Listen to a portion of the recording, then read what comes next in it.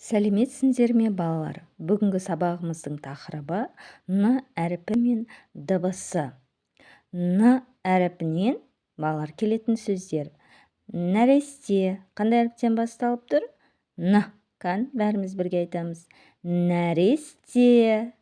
Нәресте. Бірінші қандай әріп? Н. Келесі суретке қараймыз. Ненің суретін көріп тұрмыз? Найзағай, иә? Найзағай. Найзағай. Қандай әріптен басталып тұр бірінші әріпі? М әрпінен басталып тұр, иә? Келесі суретке назар аударайықшы. Мына күнделікті жеп атқан біздің асымыз, иә? Не деп атаймыз? Нан. Кән, бәріміз бірге айтамыз. Нан. Нан. Қандай әріптен басталып тұр? Н әрпінен басталып тұр, иә? Келесі сурет. Ненің суреті? Нар. Нар. Қандай әріптен басталып тұр? Н. Н. Қандай әріп?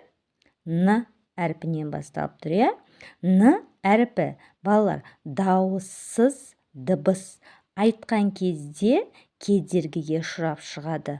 Кән, бәрімізге бірге айтайықшы. Н. Н.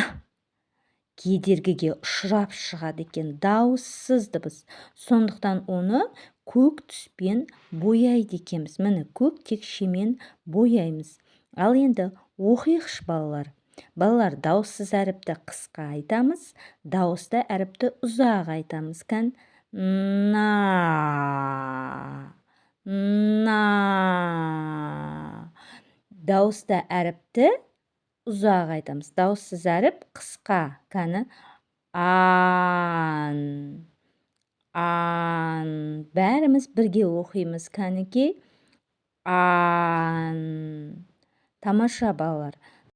Тыңдағандарыңа рахмет балалар. Каналға жазылып тіркеліп кетеміз.